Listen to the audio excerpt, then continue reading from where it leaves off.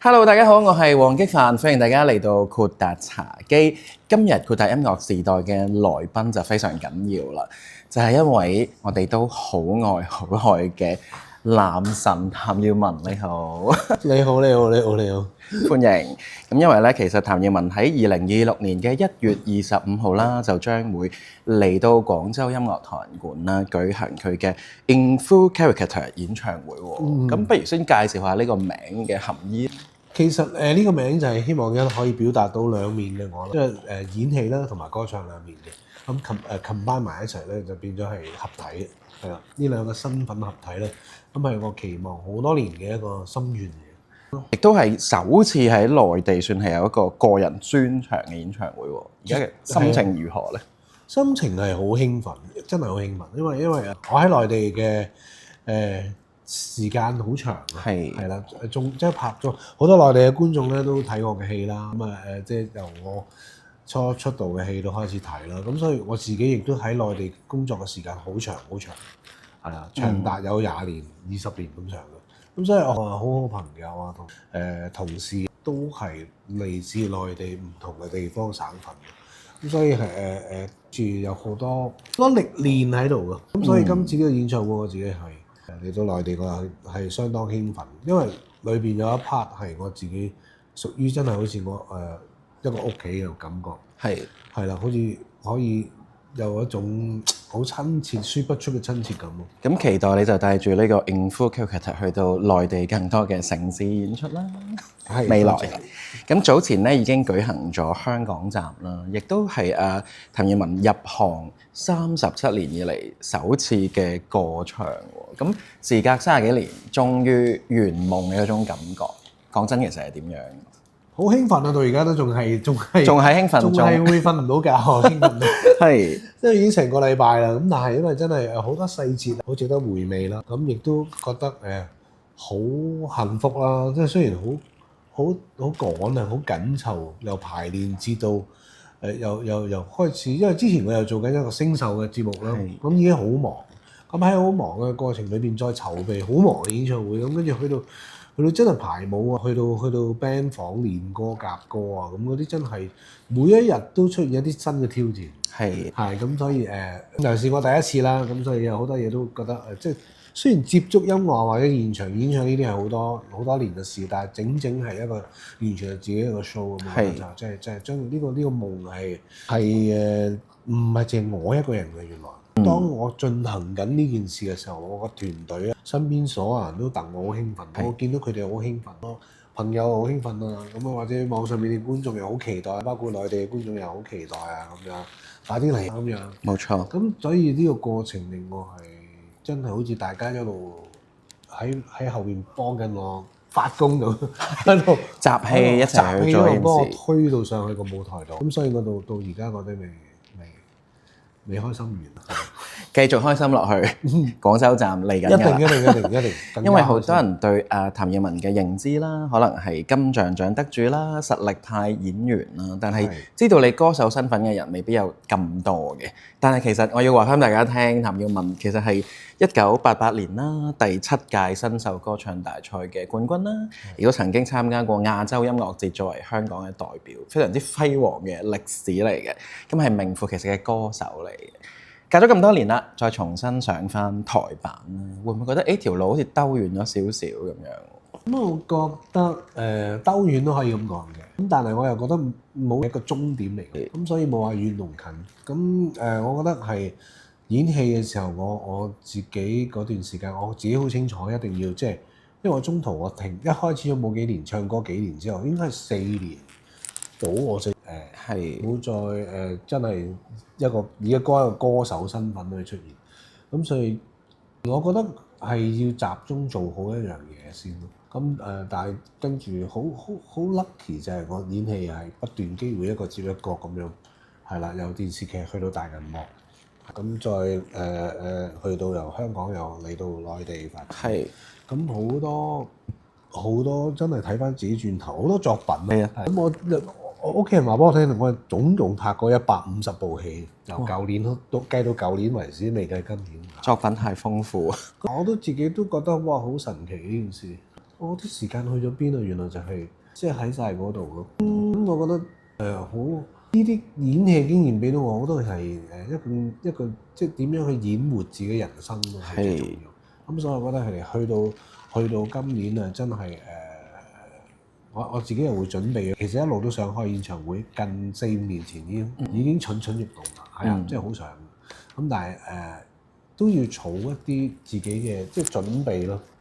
咁我自己又會學下吉他啊，我希望可以豐富啲咯，去到喺舞台上。你唔止學吉他喎，我知道你仲係自學好多樂理知識啦，甚至學點樣去開 cam 搞直播，即係一直好與時俱進。要嘅，一定要嘅，係即係為咗開 show ready 自己。係啊，我都有打下鼓啊，我咪希望有機會 show 俾大家。哇！今次希望睇到喎，因為譚耀文喺演員之外，仲有好多音樂嘅歷練可以同大家分享。包括你話演戲作品有100幾部啦，其實 CD 都唔少嘅喎，出過好多隻嘅喎。有7隻，係咯，7隻。所以都期待有更多嘅作品可以唱俾我哋聽嘅。咁啱先講到啦，演戲呢條路啦，都算係越走越順啦。中間會唔會有一刻係覺得，不如我就索性放棄咗唱歌呢個夢想啦？咁樣有㗎，坦白講真係有即係抌低先啦，起碼唔會話完全放棄嘅。咁我覺得一個藝人，無論你係歌手或者演員歌手又好想演戲嘅，有時係啦。咁演員當然都會有時好想唱下歌啦。係啦，但係因為我自己最難放低嘅一樣嘢係因為我真係好中意音樂。除咗唱歌之外，我就係好中意音樂。我好中意整理一啲音樂，譬如一隻歌可以重新編曲，變咗另一個味道啊咁樣。呢啲都係我自己由細到大好中意嘅一個玩意嚟，對我嚟講。我亦都係想好陶醉做呢件事嘅。咁所以我自己話當時冇再唱歌，其實好可惜嘅，覺得呢一 part 係都好多音樂嘅理念，我好想有啲歌好想去做，係啦。或者我覺得有個時候一個時代去到轉變嘅時候，我覺得需要一啲歌去帶動人嘅情緒。即係令大家積極啲咁樣，咁我經常我都有呢一個使命感嘅。咁所以如果當你係變翻一個歌手嘅時候，如果嚟緊我自己真係可以真係多翻啲時間係擺喺唱歌度，我一定會做咯呢件事。好係啦，即係一定會用音樂去係咯，帶動一啲即係正面嘅意識俾大家。因為音樂係記錄緊個時代嘅。好有趣嘅係咧，新片你係飾演一個退咗隱嘅歌手，會唔會都對應翻自己嘅現實生活咧？嗰個係嗰個 extreme 啲嘅，即係嗰個又會係戲劇化啲。嗰個係有即係點講咧？嗰個角色係有少過一半嘅應該。佢係講到我以前做歌手唔成功之後嘅一啲失落感咯，係啦。咁但係佢就直情嗰個角色係完全再down啲嘅，係啦，直情係係咯，即係仲佢乜都唔順利咁樣。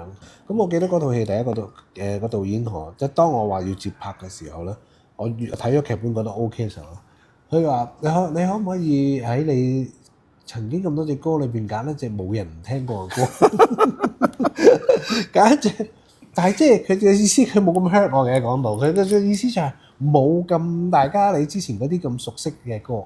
係啦，咁咁咪好啊，咁我就揀咗隻但係你自己好中意嘅歌，咁我就揀咗呢個歡天喜地留給你嘅。係啦，咁後尾就做咗呢隻歌，嗰段故事裏邊，我嗰段故事嘅一個 theme song。係啦，呢個都係個幾奇蹟嚟㗎。同埋係有晒你啲 CD 啊、閃卡啊咁樣，即係真係一個紅過嘅歌手戲入邊嘅呢個角色，好得意啊！我覺得嗰個感覺係有感受嘅，有感受。唔係完全，但係起碼有一部分係咁。咁所以我拍嗰時候，我探討嗰個角色嘅過程咧，好似喺度諗緊邊度？呢度好似曾相識，有啲感覺。即係有啲俾人奚落，或者有啲俾人自己或者自己過分失落，即係覺得人哋當你唔存在嗰個感覺咯。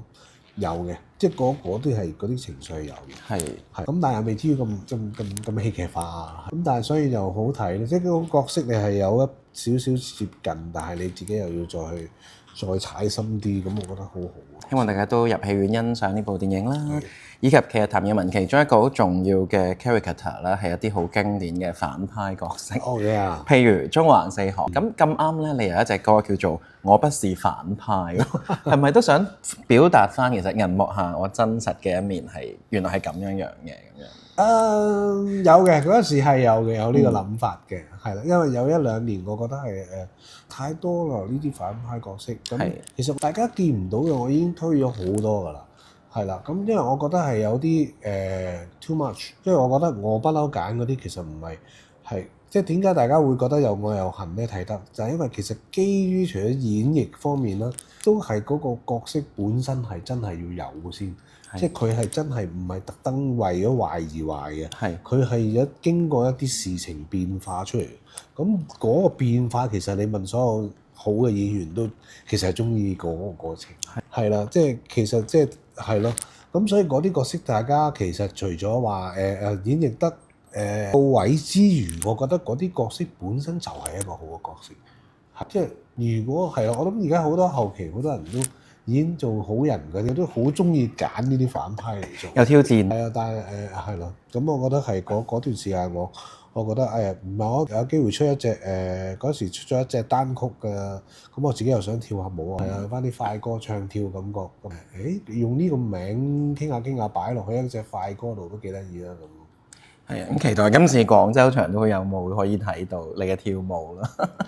會，梗係會啦，唔跳唔收房啦，一定要跳。咁啱先講到中環四海，其實喺香港場咧唱到烽火晴天嘅時候咧，囡囡係上台幫你大提琴伴奏㗎喎。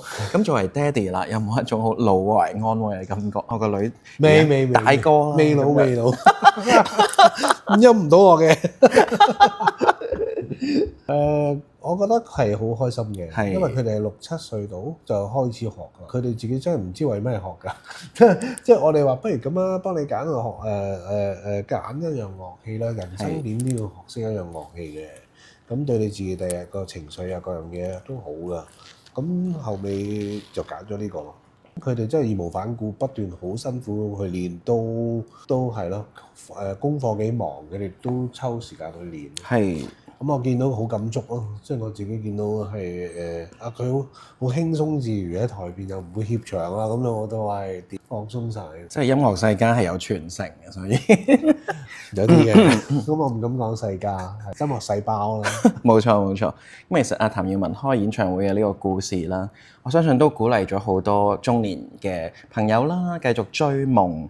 因為一切都永遠唔會太遲嘅，只要你選擇喺呢一個 moment 去開始。不如俾啲 tips 一啲正喺度 suffer 緊中年危機嘅朋友，佢哋應該點去度過呢啲自己嘅一啲困惑咧？即係有個夢想想實現啦，但係未實現到，時間又好似過咗人生嘅半程啦。好老土，講出嚟都係好老土。都係要保持正念啦。正念。同埋我諗都好多嘢要放下嘅，即係學習放下啦，面對清楚自己嘅實力啦，係最緊要嘅。所以充實自己係必然㗎啦。我都話好老土啊呢個，係啦。咁如果你唔充實，你根本唔會夠膽企上台度再即係好似係咯，即係係啦，即係你問我半年前我都未必夠膽，即係未必夠，我未必咁足夠嘅信心，係啦。咁我一路有中間有人問我點樣可以開㗎咯喎，咁我都真係仲未得，仲未得。咁可能就係我覺得我仲未去到一啲揮灑自如嘅地步，某一啲地方，咁我係自己真係需要去整裝好自己啦，呢個係首要嘅，係咯。第二樣嘢就係都要有啲大無畏精神，係啦。咁我覺得即係唔好理得失咯，最緊要係唔好計算太多，你想做就去做咯。咁係咯，沉住氣啊，即係咯，你佢未必係最理想嘅，但係喺你呢個時間，我覺得就係你自己定下個目標，唔好咁容易放棄咯。因為中間一定有好多要你放棄嘅一啲情節出現嘅，係啦。咁但係你自己覺得對自己有信心就得嘅。咁啱先你講到話未 ready 啦，咁有冇一個瞬間係突然覺得OK， 原來我係叮一聲覺得我可以去做呢件事？會唔會因為星秀呢個節目令你覺得原來我對音樂係有翻呢個熱誠同埋我 ready 好去做呢件事。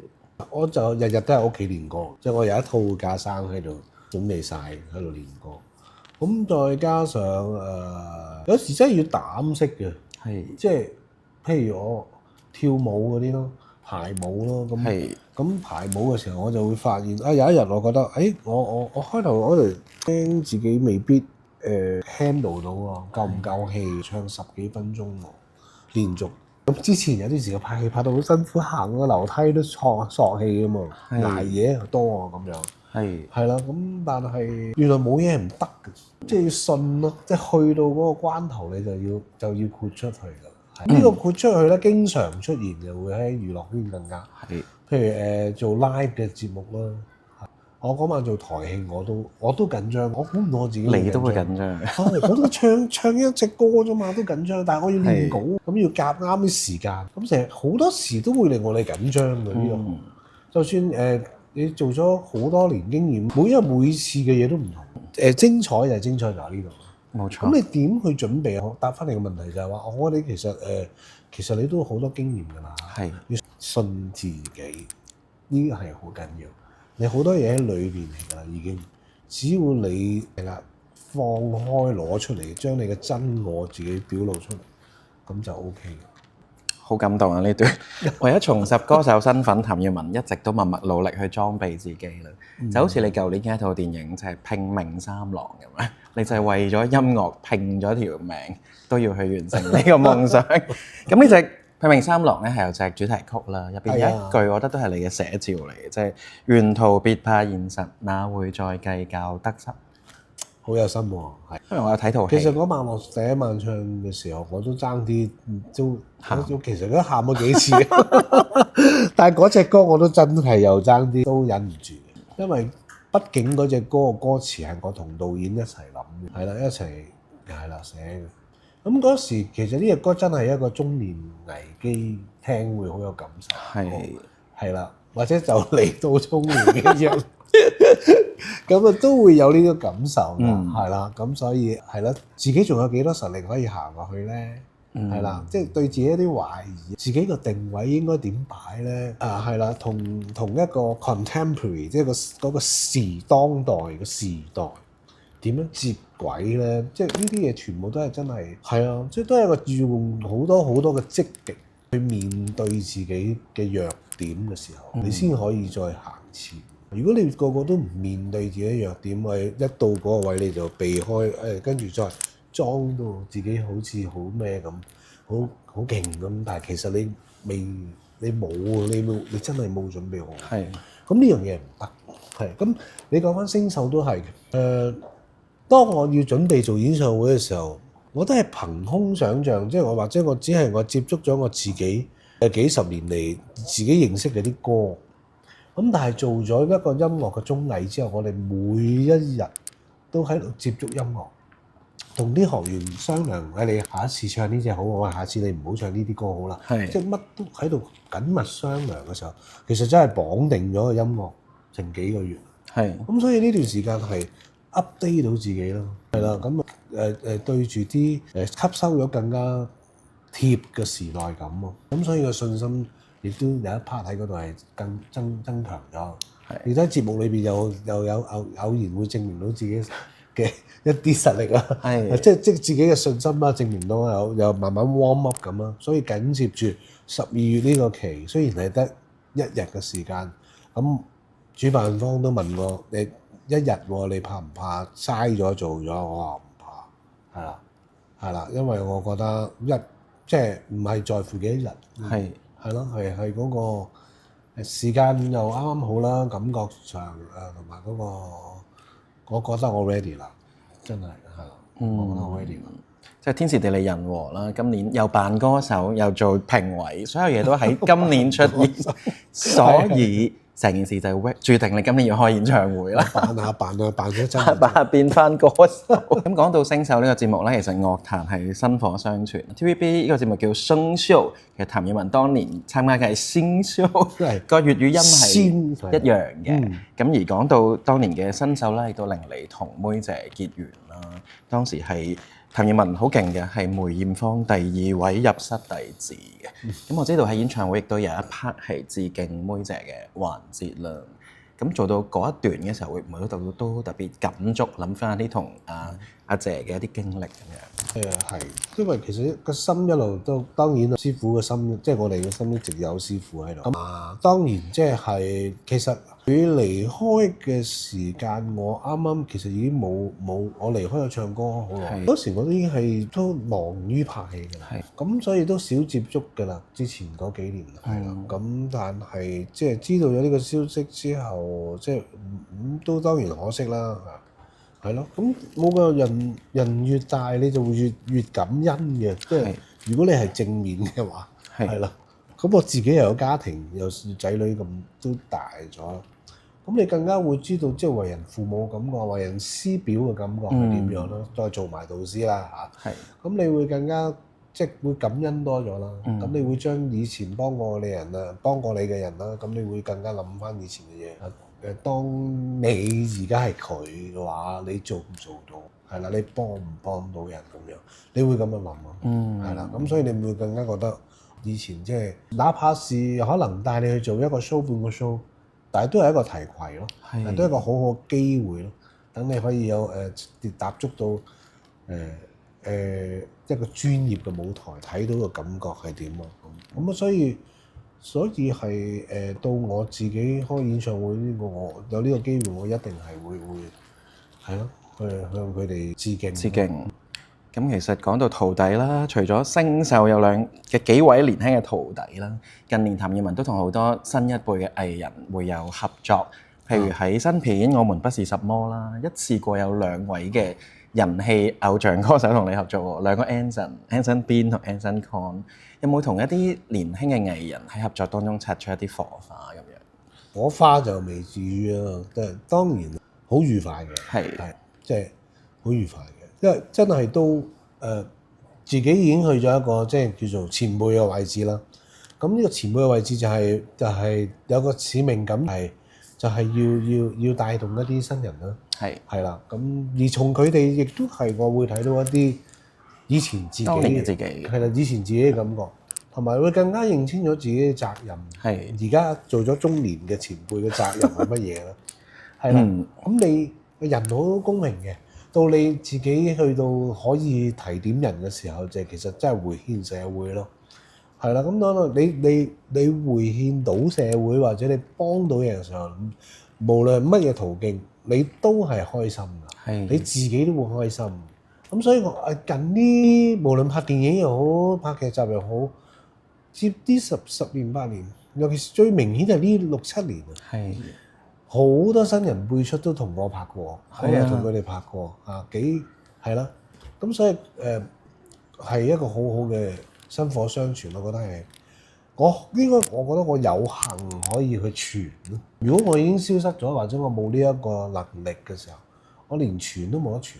咁所以我慶幸我有呢一個能力，好多時候都係無論電影界又好嘅新人，電視劇最近嗰啲新人係咯，咁個個都會好似同我玩埋一齊咁樣，我做埋朋友好開心。因為你係常青樹，一直都咁綠色。我唔會蹲起個款俾啲年青人，我自己都有仔女，我都唔會蹲起個款喺屋企，即係好似 friend 咁，係咯。咁我覺得呢個都係一個好重要一個溝通嘅嗰個過程嚟嘅，係啊，即係有啲嘢我都要向佢哋學習嘅，事實嚟㗎嘛呢個。咁大家都好期待你嘅新劇啦，《正義女神》啦，會唔會都可以分享一下今次呢套劇嘅 character 係點樣？呢個劇集其實我都係個律政司嚟嘅，咁我就係阿佘詩曼嘅前夫。咁就一開出個故事就已經係我哋係佢前夫，但係唔知點解前夫成日都會見面嘅，因為我哋成日對簿公堂或者係喺法庭上有啲嘢成日都要大家要喺工作個場面喺法庭會成日見啊咁樣啊，咁所以好多火花嘅。我主要戲份都係同阿佘詩曼一齊，係啦，咁幾特別嘅，因為嗰個係一個少年犯罪講少年法庭，係啦。咁阿佘又做法官啦，又係前妻啦，咁做得法官嘅你都知幾咁堅強，係咪？咁我呢個男人又好想，其實翻工已經好攰啦，咁翻到屋企又對住個咁強個女人，我點算咧？咁即係有好多呢啲嘅火花喺度，咁啊係咯，咁啊好開心啊同阿蛇拍劇，因為其實20幾年前已經拍過，都好開心嘅，冇已經心，仲記得哇好嘢，咁都係已經知道，即係嗰陣時見到阿蛇，即係都係一個好用心嘅演員，係咁啊，但係即係恍如隔世之後再合作，咁啊覺得佢再進步咗好多啦，當然啦，攞咗咁多視后啦，已經係啦，咁但係佢仍然仲有嗰個毅力啊，想自己再好啲，咁所以經常佢都好 humble 去問一啲前輩，或者係佢覺得認為係提點到佢嘅人，問佢成日都好謙虛去問意見，係咯，咁所以我好欣賞，都好期待呢套劇。咁其實由出道第一隻碟啦，為你解悶開始啦。其實譚耀文已經有好多唔同風格嘅作品。我呢幾日都聽翻你一啲舊嘅唱片，都揾翻好多 side track， 好好聽嘅。多謝。我自己好中意，譬如林振強寫嘅《美麗曾經》，呢隻都特別好聽。係，因為好歌太多啦，就唱唔晒嘅香港站。會唔會廣州站都揀一啲香港冇嘅歌可以唱俾我哋聽？嗱，大部分嘅歌都維持咗，但係有啲驚喜我而家唔可以講，因為嗰啲驚喜咧其實真係喺香港冇唱嘅，咁我留翻喺內地，因為內地我係好多感情喺內地嘅，係啦，即係好多我自己嘅一啲喺事業發展嘅一段幾長嘅時間喺內地啦，亦都係喺內地都嘗試過好多唔同嘅工作，電影啦、劇集啦、純本土嘅電影啦。